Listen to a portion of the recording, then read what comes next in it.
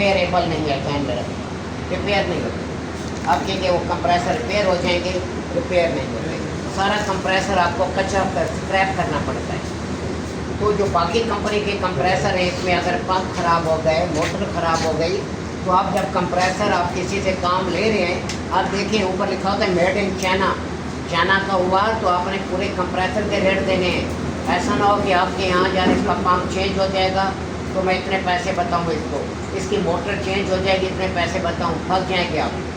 क्योंकि आपको जब कंप्रेसर चाइना का है तो पूरा कंप्रेसर रिप्लेस करना होगा, इसके पार्ट्स नहीं मिलते, ना मोटर मिलती है ना पंप मिलता है। बाकी के मोटर जल गई, पंप जल के ख़राब हो गया, तो फिर आपने क्या करना है, जो चीज़ ख़राब होगी रिप्लेस हो जाएगी। लेकिन अगर कंप्रेसर जाम है, स्टक है, स्टक कंप्रेसर पूरा चेंज करेंगे आप। अगर आप पंप चेंज कर देंगे आप जलील होंगे, क्यों, मोटर हीट अप हो चुकी होती है उसकी।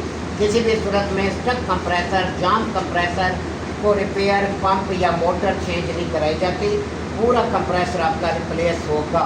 ये चीज़ें ध्यान में रखेंगे तो परेशान नहीं होंगे। अब अगर आप सेकेंड हैंड एक कंप्रेसर आता है रिपेयर हुआ यानी पंप या मोटर चेंज हुई, एक कंप्रेसर आपको मिलता है जेन्युइन, जो रिपेयर हुआ नहीं होता।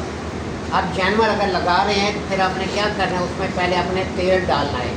आम कंप्रेसर है, तेल डाल के उसे 4-5 मिनट चलाएँगे, वो तेल निकाल देंगे, फिर 4-5 मिनट चलाएंगे।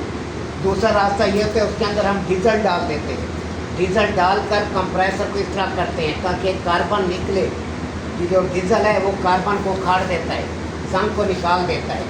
तो आप उसको डीजल में आप कंप्रेसर चला सकते हैं, कोई इशू नहीं है, कोई मसला नहीं आता। आप डीजल में 1 आधा मिनट कंप्रेसर चला लें, चलाकर आप उसका जितना भी गंद है आप उसे निकाल दें।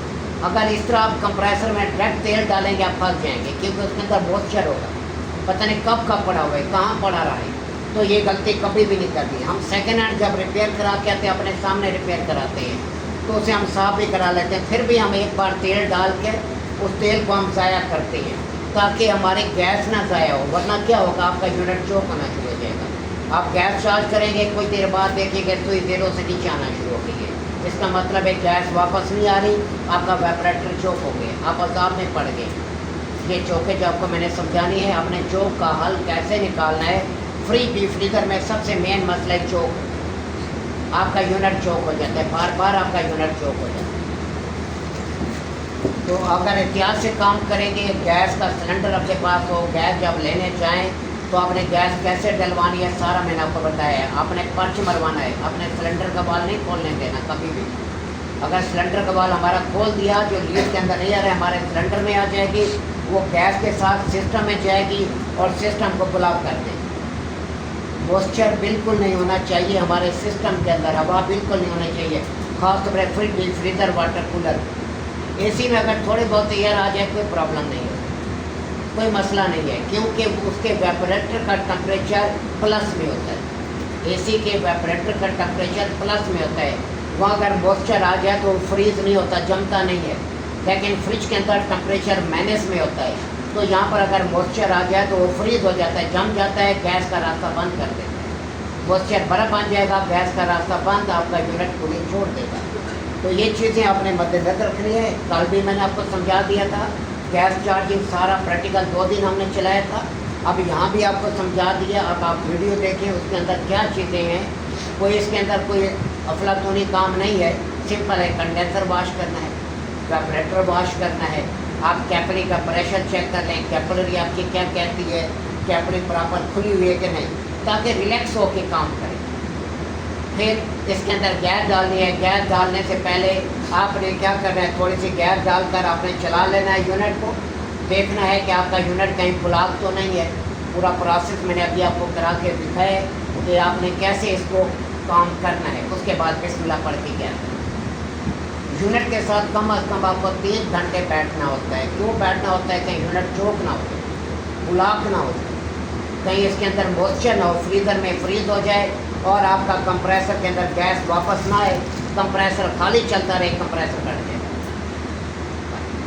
इन चीज़ों को अपने मद्देनजर रखना है। बाकी इसके अंदर कोई ऐसी चीज़ नहीं है। Fridge deep freezer water cooler में सेम मेथड है गैस चार्ज करने का। आपको कुछ सवाल है पूछो जी। ऊपर मेड इन चाइना लिखा होता है। और दूसरा ये जो नेशनल का कंप्रेसर है ना हमारा, इससे थोड़ा सा वो शेप में छोटा है। ये कंप्रेसर थोड़ी सी हाइट है, ये नेशनल लगा हुआ है, तो वो थोड़ा सा छोटा है। उन्होंने शेप बिल्कुल नेशनल की तरह बनाई है, लेकिन साइज़ में छोटा है। और दूसरा ऊपर स्पीकर लगा होता है मेड इन चाइना।